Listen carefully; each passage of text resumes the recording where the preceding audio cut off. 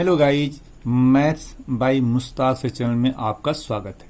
आज मैं आप लोगों को क्लास सेकेंड ईयर का मैथमेटिक्स एनसीईआरटी बुक से चैप्टर 7 का इंटीग्रल्स का एक्सरसाइज 7.1 में क्वेश्चन 12 से पढ़ाने जा रहा हूं। इसके पहले वीडियो में हमने क्वेश्चन 1 से लेकर 11 तक पढ़ाया था। अब बुक खोलिए और क्वेश्चन देखिए। क्वेश्चन लिखा हुआ find the following integrals in the exercises 6 to 20। मैंने क्वेश्चन 6 से लेकर 20 तक में क्या निकालना है, इंटीग्रल निकालना है। क्वेश्चन 12 देखिए, integral x cube plus 3x plus 4 upon root x d s. मतलब इस फंक्शन को इंटीग्रेट करने हैं, इंटीग्रेट करना है तो जो रिजल्ट है वही होता है इंटीग्रल। तो क्या करेंगे, क्वेश्चन 12 से शुरू किया जाए। क्वेश्चन 12 है ना, यहां देखो नीचे लिखा है रूट एक्स लिखा है ना, तो पहले हम रूट को हटा दें। आपको पता होगा, देखिए यहां लिखा हूं रूट एक्स एन। एन क्या है, आर्डर ऑफ द रूट है। एन क्या, आर्डर ऑफ द रूट है। तो जब ये रूट हटाते हैं तो क्या होता है, x to the power, x का पावर 1 है तो 1 to the power n, 1 to the power n, ये पढ़े आप ना। अब यहां देखिए, यहां लिखा है एक्स। अब यहां देख रहे हैं यहां कुछ लिखा नहीं हुआ है, तो यहां 2 लिखा हुआ है। 2 के साथ छूट मिला हुआ है, और 2 लिख भी सकते हैं और नहीं भी लिख सकते हैं। तो समझिए कि यहां 2 लिखा हुआ है, इसे पढ़ते हैं स्क्वायर रूट एक्स। तो रूट हटाइए तो क्या, एक्स, एक्स पे 1 पावर है, यहां 2 छिपा हुआ है तो 1/2 हो गया ना। ये रूट हटाने का तरीका है। एक और देख लीजिए, देखिए 3, इसे पढ़ते हैं क्यूब रूट, पढ़ते हैं ना। तो एक्स पे 1 पावर है तो 1/3 क्या आएगा, एक्स पे 1/3। ये रूट हटाने का तरीका है, ठीक है। अब यहां देखिए क्वेश्चन पे आइए। देखिए यहां तो रूट हटा दिए, पहले क्वेश्चन को मॉडिफाई करेंगे। क्यों मॉडिफाई करेंगे, क्योंकि आपने जो फॉर्मूला पढ़ा है इंटीग्रल का, तो कभी कभी क्वेश्चन देखने से डायरेक्ट लग जाता है और कभी कभी डायरेक्ट नहीं लगता है। तो जब डायरेक्ट नहीं लगेगा तो फंक्शन को मॉडिफाई करेंगे, छोटा करेंगे। क्यों छोटा करेंगे, ताकि हमारा लर्निंग फॉर्मूला कार्य करे। फंक्शन को इतना मॉडिफाई करना है, इतना छोटा करना है ताकि आपका लर्निंग फॉर्मूला कार्य करे। यह देखकर फंक्शन को मॉडिफाई करना है। तो पहले क्या करेंगे, ये रूट एक्स है, एक्स पे 1/2 हो जाएगा, एक्स पे 1/2 पावर हो गया। ऊपर को कॉपी कर लीजिए, एक्स क्यूब प्लस 3x और प्लस 4dx। अब क्या करेंगे, देखिए ये अपान जो है तीनों का है, तो लिखोगे x पे 3/x पे half power plus 3x upon x पे हाफ पावर और plus 4/x to the power half. हो गया, तीनों का अपान हो गया। अब क्या किया जाए, अब देखिए लगाइए लॉ ऑफ इंडेक्स। हमने एक अलग से वीडियो बनाया है, उसमें लिखा हुआ है concept of logarithmic index and root. उस वीडियो को जरूर देखें, बहुत आपके काम की वीडियो है। उसमें सभी कंसेप्ट लॉग, इंडेक्स और रूट का दिया हुआ है, ठीक है। उसको देखेंगे तो कंसेप्ट और क्लियर होगा। हो सकता है आपको जानकारी अच्छी खासी हो, लेकिन उसको देखेंगे तो आपका नॉलेज और बढ़िया हो जाएगा ना। उसको एक बार देख लीजिए। आगे बढ़ते हैं हम लोग। यहाँ देखिए दोनों का बेस सेम है ना, तो पावर को माइनस करेंगे तो 3 - 1/2, तो क्या 3 - 1/2 हो गया। यहाँ देखिए 3 कोएफिशिएंट है, छोड़ दीजिए। एक्स पे 1 पावर है, यहाँ 1/2, तो एक्स पे कितना होगा 1 - 1/2 प्लस यहाँ 4 छोड़ दिया जाए, छोड़ दिया। अब ये x पे 1/2 पावर भेजिए न्यूमरेटर में, तो x पे क्या आएगा -1/2 हो गया। थोड़ा सा और छोटा कर दिया जाए, देखिए 2 3 जा 6, 1 माइनस कीजिए, x पे क्या आएगा 5/2 प्लस 3x, 1 - 1/2 कितना होता है 1/2 plus 4x to the power -1/2। क्या किया आपने, फंक्शन को छोटा कर दिया। अब आपने ये फॉर्मूला पढ़ा होगा, देखिए मैं लिख रहा हूं x to the power n dx। पढ़े फॉर्मूला ना, क्या होता है formula, x to the power n+1 upon n+1 plus c। यही पढ़े ना, जो पावर n होता है उसमें 1 प्लस कर देते हैं और वही पावर नीचे उतार लेते हैं। यही फॉर्मूला यहां अप्लाई करेंगे, लगाइए, है ना। अब यहां देखिए क्या है, x पे 5/2 तो 1 प्लस कीजिए, तो 5/2 प्लस 1, अब वही नीचे उतारिए 5/2 प्लस 1 हो गया। इसमें 1 प्लस कर दिया, वही नीचे आपने उतार लिया। आगे बढ़िए, 3 कोएफिशिएंट है, छोड़ दिया जाए, 1/2 पावर है ना, तो फिर वही काम कीजिए, 1/2 प्लस 1 अपान क्या होगा 1/2 प्लस 1। आगे बढ़िए, 4 कोएफिशिएंट है, देखिए पहले फर्स्ट को इंटीग्रेट किया, यहां लिख दिया, सेकंड को इंटीग्रेट किया, यहां लिख दिया, थर्ड को करेंगे, अब यहां लिखेंगे, 4 कोएफिशिएंट छोड़ देंगे, एस पे क्या होगा -12 पावर है ना, तो -12 प्लस 1 अपान क्या -12 प्लस 1। यहां देखिए 3 टर्म है, तो 1 2 3, तो पहले को इंटीग्रेट किया, कैसे किया, इतना ds इसको यहां कर दिया, इतना ds यहां कर दिया, इतना ds यहां कर दिया। जब इस पूरे टर्म को इंटीग्रेट कर देंगे तो लास्ट में सिंगल c प्लस करेंगे। चलिए अब क्या करिए, आंसर छोटा कर दिया जाए, छोटा किया जाए ना, छोटा कीजिए, तो 5/2 प्लस 1 कितना होता है 7/2, तो अपान में 7/2 है, उल्टा हो जाएगा, तो 2/7, एस पे कितना होगा 7/2 प्लस, यहां देखिए 2 1 जा 2 1 3/2 होगा ना, तो 3/2, तो 3/3/2 कितना आएगा 2 आएगा। यहाँ क्या 1/2 प्लस 1, एस पे क्या आएगा 3/2, ये भी हो गया, प्लस -12 प्लस 1 कितना होता है 1/2, तो 4/1/2 कितना होता है 8, -12 प्लस 1 एस पे क्या होता है 1/2 अब प्लस सी। आंसर हो गया आपका। Question 13, integral x³ - x² plus x -1/x-1 dx। यहां भी क्या करेंगे, इस फंक्शन को छोटा करेंगे, तो छोटा किया जाए, इंटीग्रल देखो इन दोनों टर्म में, देखो first term second third fourth इन दोनों के एक साथ ले लो, और क्या कॉमन है x² कॉमन है, तो क्या आएगा x-1, इसको ऐसे छोड़ दीजिएगा x-1 अपान क्या आएगा x-1 dx हो जाएगा। अब दोनों में क्या कॉमन है x-1 कॉमन है, कॉमन ले लिया, तो ब्रैकेट में क्या आएगा, यहां हो जाएगा x², यहां बचेगा +1, ये दोनों में कॉमन लिया ना, तो यहां बचेगा x², यहां बचेगा +1 अपान क्या है x-1 dx, एक कैंसिल कर दीजिए, तो क्या बचेगा x² + 1 dx। यहां फॉर्मूला क्या लगाएंगे x² वाला फॉर्मूला लगा दीजिए, ये फॉर्मूला लगाइएगा x⁴n dx का फॉर्मूला लगाइए, लगाएंगे ना। चलिए अब देखिए यहाँ कितने टर्म है, 2 टर्म है, फर्स्ट टर्म सेकंड टर्म, तो x² ds ये फॉर्मूला अप्लाई कर दीजिए, तो क्या आएगा x पे क्या आएगा। अब देखिए जब फंक्शन को इंटीग्रेट कर दीजिएगा तो ये सिंबल मत लिखिएगा, जब देखो ये फंक्शन है, जब इसको इंटीग्रेट कर दोगे बाई फार्मूला, तो यह इसका नाम क्या है साइन ऑफ इंटीग्रेशन, यह आपको नहीं लिखना है। देखिए मैं काट रहा हूं, ठीक है, इक्वल लिख दिया।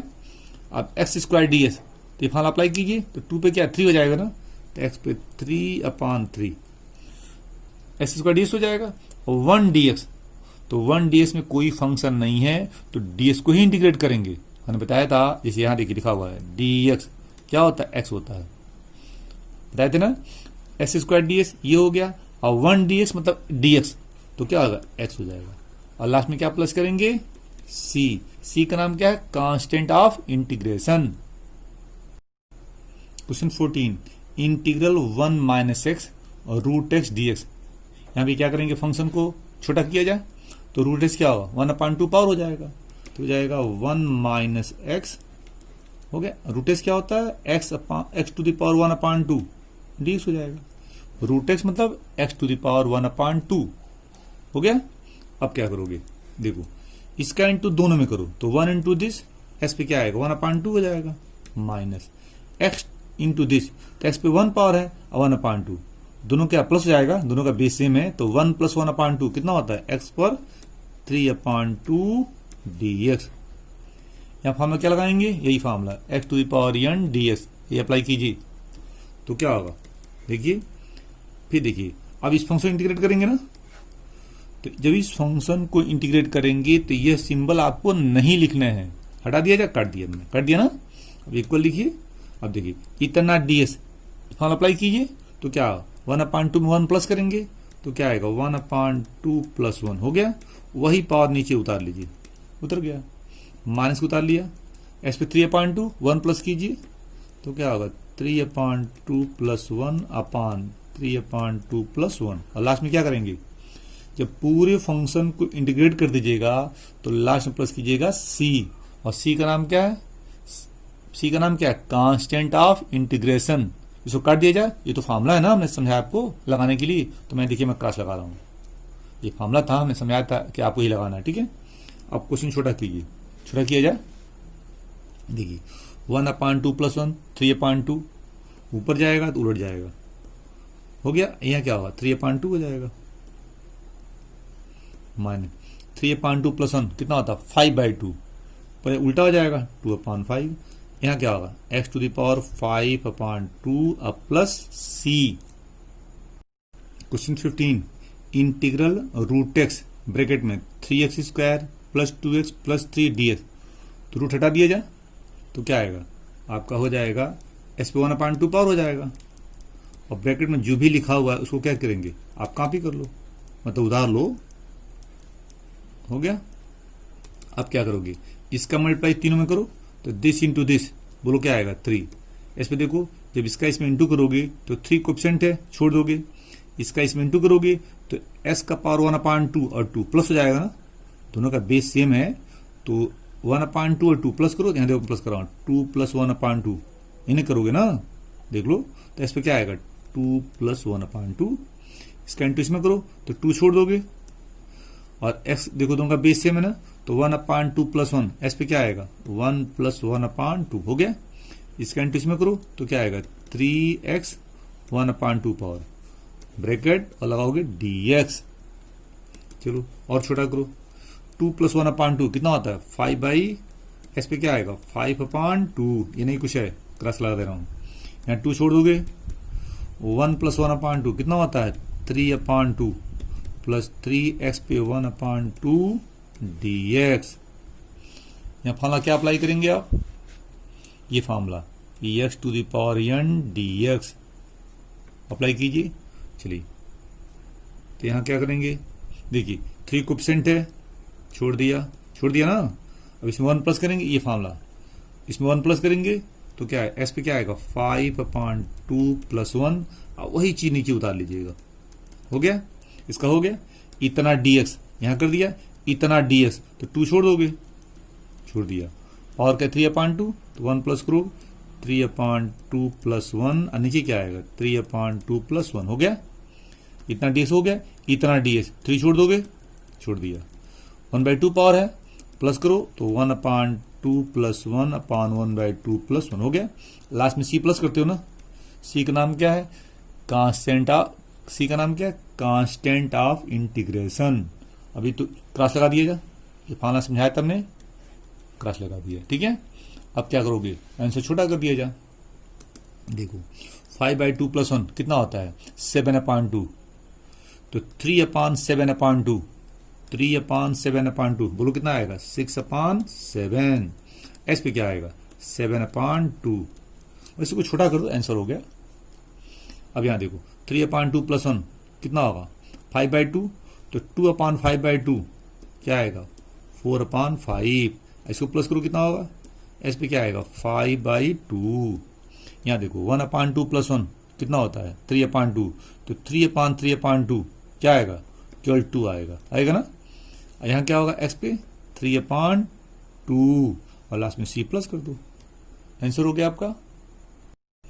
Question 16 integral 2x - 3 cos x + e⁻x dx।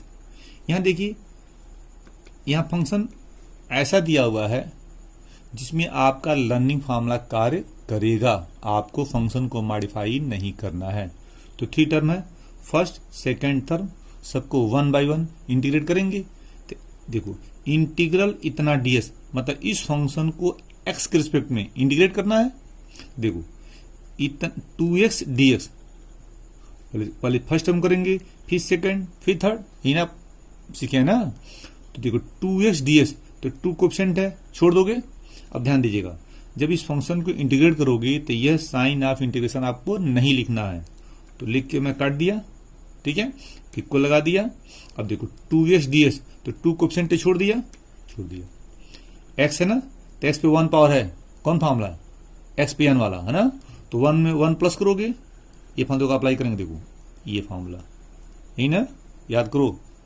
देखो तो 2 कोएफिशिएंट छोड़ दिया, x पे 1 पावर है, तो 1 में 1 प्लस करो, कितना आएगा 2 आएगा, और वही चीज नीचे उतर गया, 1 में 1 प्लस करोगे तो 2 हो जाएगा, वही नीचे उतर गया हमारा, हो गया ना।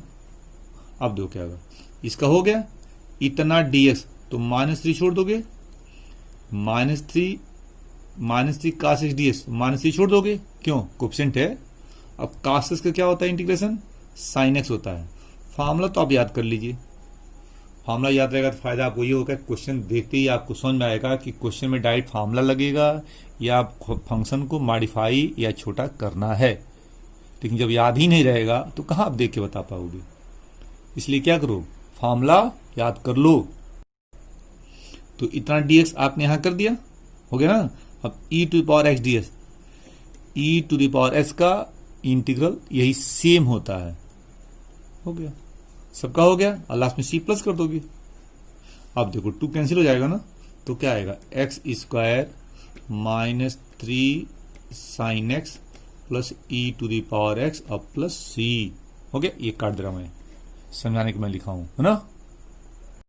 Question 17, integral 2x square -3 sin x plus 5 root x dx।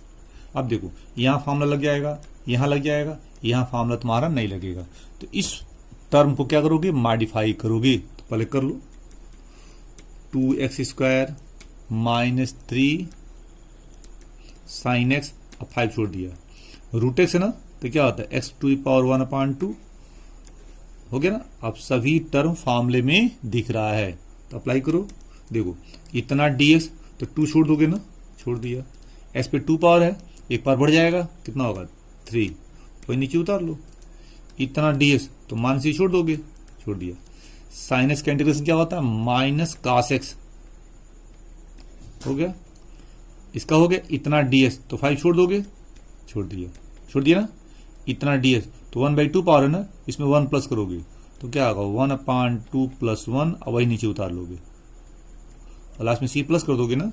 चलो आगे बढ़ो, क्या करेंगे, आंसर तो हो गया, छोटा कर दिया जाए तो 2/3 s³ हो जाएगा, -3 और माइनस प्लस हो जाएगा, +3 cos x, ठीक है। 1/2 + 1 कितना होता है, 3/2, तो 5/3/2 कितना आएगा, 10/3।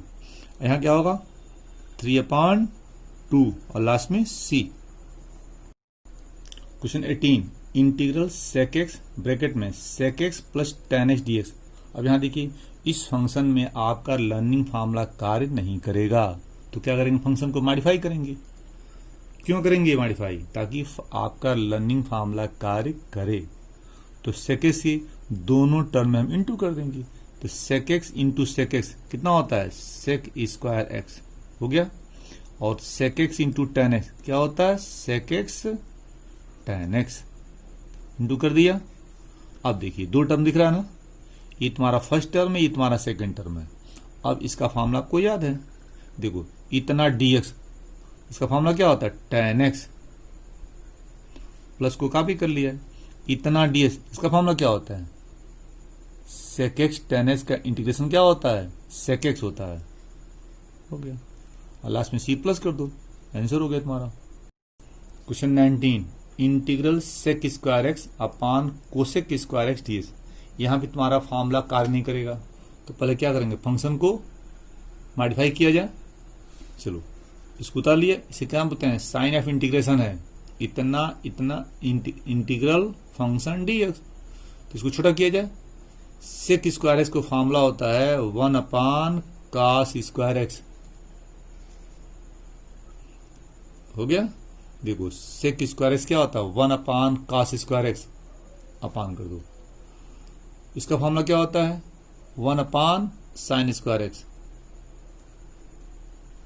और dx हो गया, सही है। चलो अब देखो ये तुम्हारा क्या न्यूमरेटर है, 2 सर्कल बना रहा हूं, ये तुम्हारा डिनोमिनेटर है, तो 1 इंटू साइन स्क्वायर एक्स क्या होगा, साइन स्क्वायर एक्स हो जाएगा, अपान कास स्क्वायर एक्स इंटू 1 क्या आएगा, कास स्क्वायर एक्स आएगा। चलो दिस अपान दिस क्या होता है, टेन स्क्वायर एक्स, फार्मूला होता है ना। चलो इसका पुनः फार्मूला होता है क्या, सेक स्क्वायर एक्स -1, हो गया। इसका फार्मूला ये होता है, और लास्ट में डीएस उतार लो। अब देखो अब कितने टर्म है, केवल 2 टर्म है, देख लो, फर्स्ट सेकंड। और दोनों का फॉर्मूला आपको याद है। तो sec square x d x, ठीक है, इसको काट दिया जाए, लिख दिया मैं गलती से। देखो sec square x d x क्या होता है, tan x होता है ना, tan x हो जाएगा। Sec square x d x क्या होता है, tan x होता है, और 1 डी एक्स क्या होता है, x हो जाएगा माइनस एक्स, और लास्ट में क्या पूछ लो, सी प्लस कर दोगे। Question 20, integral 2 minus 3 sine x upon cos square x d x. यहां पर देखो इस फंक्शन का फॉर्मूला आपको नहीं मालूम है, इस फंक्शन का इंटीग्रल का फॉर्मूला आपको नहीं मालूम है, तो क्या करेंगे, फंक्शन को मॉडिफाई कर देंगे। क्यों करेंगे, ताकि हमारा फॉर्मूला कार्य करे। तो देखो 2 अपान कास स्क्वायर एक्स लिख सकते हो, लिख लिया, माइनस छोड़ दिया, 3 sine x upon cos square x, 3 sine x upon cos square x, bracket लगा दो स्मॉल ब्रैकेट और डी एक्स लिख दो। देखो दोनों का अपान है, इसका भी अपान है और इसका भी अपान है, दोनों का ना। अब चलो इसको उतार लिया, अब 2 छोड़ दो, छोड़ दिया, 1 अपान कास स्क्वायर एक्स कितना होता है, सेक स्क्वायर एक्स, माइनस 3 छोड़ दोगे, 3 छोड़ दोगे, इस यहां लिखा है कास स्क्वायर एक्स, 2 बार लिखो, कास एक्स इंटू कास एक्स, तो एक कास साइन का अपान कर दो, तो साइन अपान कास tan होता है, tan x हो जाएगा, हो गया। एक कास बचेगा तो 1 अपान कास एक्स सेक एक्स, हो गया। अब देखो 2 टर्म है ना, अब इसमें आपका लर्निंग फार्मूला कार्य करेगा, तो क्या लगाया जाए फार्मूला, चलो 2 इतना dx, तो 2 छोड़ दोगे, कोफिशिएंट है, छोड़ दिया, और सेक स्क्वायर dx, इसका फार्मूला क्या होता है, tan x होता है, माइनस छोड़ दो, इसका करोगे इतना dx, 3 कोफिशिएंट है, छोड़ दो, और सेक एक्स tan x का फार्मूला क्या होता है, सेक एक्स होता है, और लास्ट में सी प्लस कर दो, ये सेक एक्स है, ध्यान देना, सेक एक्स हो गया ना, और लास्ट में सी प्लस कर दिया, आंसर हो गया आपका। अब तक आपने क्वेश्चन 20 तक किया, आगे बढ़ते हैं हम लोग। Choose the correct answer in exercises 21 and 22। Question 21, the anti derivative of root x plus 1 upon root x equals. अब इस फंक्शन का निकालना है एंटी डेरिवेटिव, मतलब इंटीग्रल निकालना है। एंटी डेरिवेटिव का ही दूसरा नाम है इंटीग्रल, मतलब इस फंक्शन का आपको इंटीग्रल निकालना है, मतलब इस फंक्शन को इंटीग्रेट करना है ना। तो आपके पास कुछ आंसर आएगा, जो आंसर आएगा उसमें से किसी एक से मिलेगा, ए बी सी डी, जिससे मिलेगा वही सही होगा। तो इस फंक्शन को इंटीग्रेट करना है, तो पहले लिखेंगे साइन ऑफ इंटीग्रेशन, यहां लगा दी स्मॉल ब्रैकेट और यहां लिख दिया डी एक्स, हो गया ना, integral root x plus 1 upon root x d x. अब क्या करेंगे, जो भी फंक्शन दिया गया है वह फंक्शन आपके फार्मूले से नहीं मिल रहा है, तो क्या करेंगे, फंक्शन को मॉडिफाई किया जाए। तो रूट एक्स क्या होता है, एक्स टू द पावर 1/2 होता है, ये भी 1/2 पावर हो जाएगा, होगा ना 1/2, तो 1 upon x to the power 1/2 dx हो गया। अब क्या करेंगे, इसको से छोड़ दीजिए, छोड़ दिया, इसको भेजिए न्यूमरेटर में, तो क्या आएगा, x to the power -1/2 dx। अब कौन फॉर्मूला लगाएंगे, ये formula, x to the power n dx, ये फॉर्मूला लगाएंगे ना। तो इसमें क्या करेंगे, इसमें 1 प्लस करेंगे, तो क्या आएगा, ये काट दिया जा, देखिए इसमें 1 प्लस करेंगे ना, तो इस पे क्या आएगा, 1/2 प्लस 1 अपॉन 1/2 प्लस 1, इतना ds, तो इतना ds, तो इसमें 1 प्लस करेंगे, तो 1/2 प्लस 1, और वही पावर नीचे उतार लिया, प्लस इतना ds, इसमें 1 प्लस करेंगे, तो इस पे क्या आएगा, -12 प्लस 1 अपॉन -12 प्लस 1, और प्लस सी का नाम के कांस्टेंट ऑफ इंटीग्रेशन। अब छोटा किया जाए, छोटा करेंगे ना, तो छोटा कैसे करेंगे, 1/2 प्लस 1 3/2, तो 1/3/2 क्या होता है, 2/3, और 1/2 प्लस 1 क्या आएगा, 3/2 प्लस -12 प्लस 1 1/2, तो 1/1/2 2 हो जाएगा, और -12 प्लस 1 एक्स पे क्या आएगा, 1/2, और प्लस सी हो जाएगा। अब बुक में देखिए 4 आंसर दिया हुआ, किससे टैली कर रहा है ना, आंसर सी से टैली कर रहा है, तो सी आपका सही है ना, बुक में देख लीजिएगा, यह आंसर सी से टैली कर रहा है ना, तो लिखोगे सी इज करेक्ट हो गया। यहां मैं आपको एक कंसेप्ट बता रहा हूं। देखो, आपने पढ़ा था डिफरेंशिएशन में D upon d x f x, क्या लिखते हो, एफ डैश एक्स लिखते हो ना।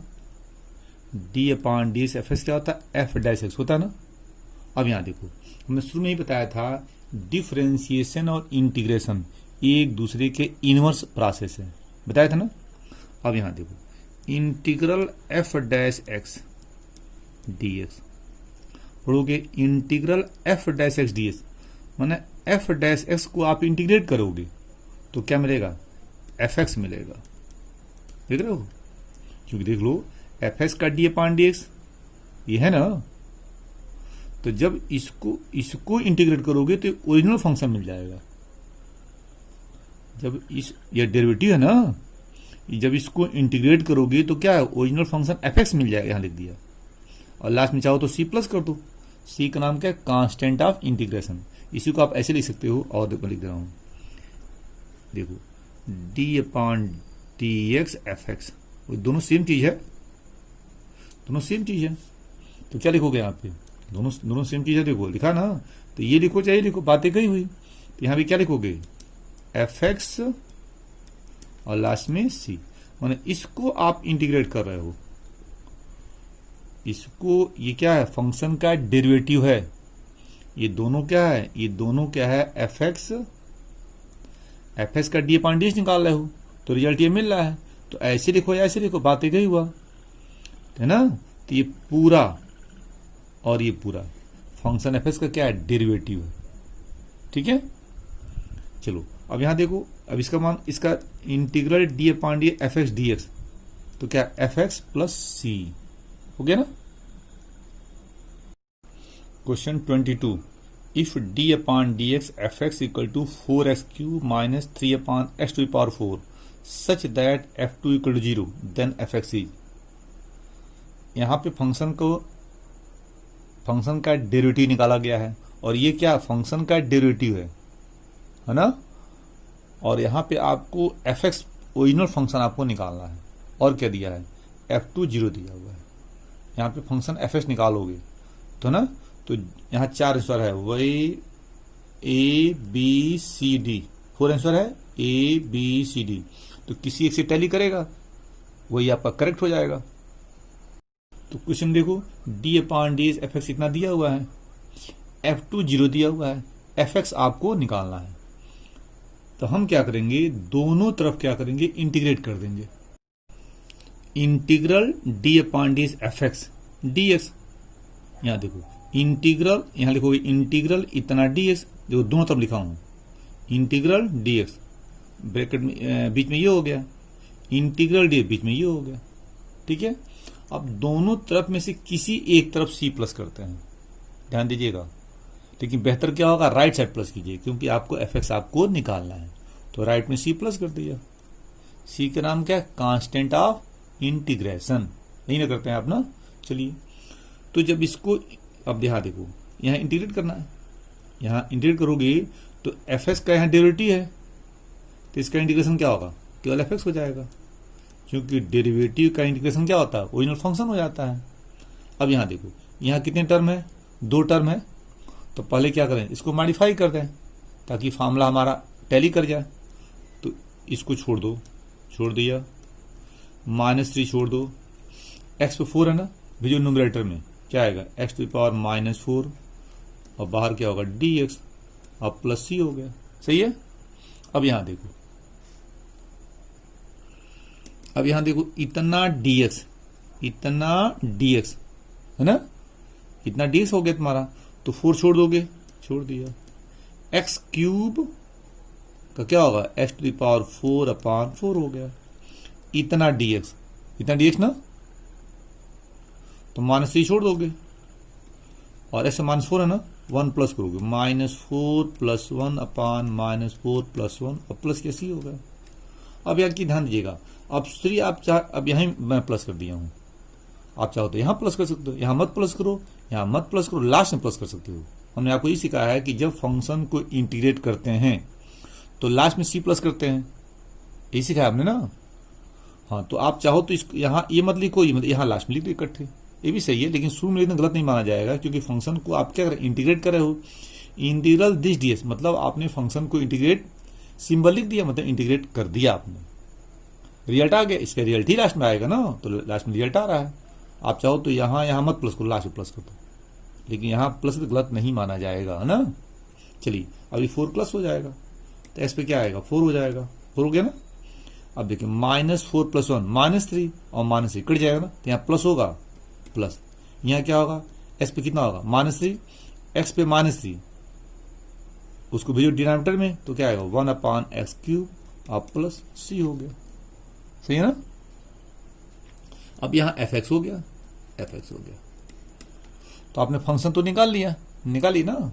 अगर आपको यहाँ पे कंफ्यूजन हो रहा है c हम क्यों प्लस कर रहे हैं, तो आप यहाँ पे कर दो, कोई दिक्कत नहीं, कर दो। आपने शुरू में नहीं सिखाया था, जब फंक्शन को इंटीग्रेट करते हो और आफ्टर इंटीग्रेशन ही c प्लस करते हैं, यही सिखाया था मैं आपको शुरू में। आप लास्ट में c प्लस करो, कोई बात नहीं, ये लिख दिया, मैं काट दिया ताकि आपको कंफ्यूजन न हो। एक बात याद रहेगा तो आप लोगों को कंफ्यूजन नहीं होगा, यही ना। चलिए, तो फंक्शन तो निकाल लिया आपने, लेकिन इस फंक्शन में c भी आ रहा है, और जो 4 आंसर है उसमें c नहीं दिया हुआ है, तो c कैसे निकलेगा। देखो क्वेश्चन में दिया हुआ है f20, यही ना। तो यहाँ देखो fx को इससे कंपेयर करो, fx f2, तो क्या मिला है, x = 2। fx को f2 से कंपेयर करो तो x क्या आएगा 2। अब x2 यहां रखो, पूरे में रख दो, तो रखो तो क्या मिलेगा f2, ठीक है, और 2 टू द पावर 4 अब प्लस 1/2³ अब प्लस c हो गया, सही है ना। अब क्या होगा, देखो ये f2 क्वेश्चन में दिया हुआ है, क्वेश्चन में कितना दिया है 0 दिया हुआ, 0 ना, f2 0 है, तो तुम क्या करोगे, यहां पर लिख दोगे 0, तो 0 = 2 टू द पावर 4 कितना होता है 16 प्लस 1/2³ 1/8 अब प्लस c हो गया ना। अब c निकाल सकते हो ना, क्यों, 0 = तो इन दोनों को प्लस करो, कितना आएगा 129/8, और c को मैं उतार लिया और 0 को उतार लिया। अब इसको भेज दो क्या है लेफ्ट साइड, तो क्या मिलेगा माइनस, यहां लिख देते हैं -129/8 = c। क्या किया हमने, इसको हमने लेफ्ट साइड भेज दिया, तो c तो निकाल लिया। अब c ला कर आप यहां रख सकते हैं ना, तो ये आपका fx हो जाएगा। तो यहां देखिए मैं सर्कल, यहां तो लाइन खींच रहा हूं, है ना, तो क्या होगा fx = अब c जो निकाले वो ला के यहां रखना, इसको चाहो तो 1 मान लो, तो लिख सकते हो क्या यहाँ पे फ्रॉम, यहाँ ऐसे कर दिया ताकि कंफ्यूजन न हो, ठीक है, तो लिखोगे फ्रॉम 1, ठीक ना, इसको हमने 1 मान लिया, तो c जो निकाले हो वो ला के यहां रख दो, तो ये पूरा उतारोगे ना, तो fx = कितना होगा x⁴ प्लस 1/x³ और c कितना माइनस में है -129/8। तो आपने fx को निकाल लिया। अब आंसर देखिए किससे मिल रहा है, तो आपका ए पार्ट सही है, ए से आपका टैली कर रहा है, ठीक है, तो लिखोगे ए इज करेक्ट, वो है ना करेक्ट।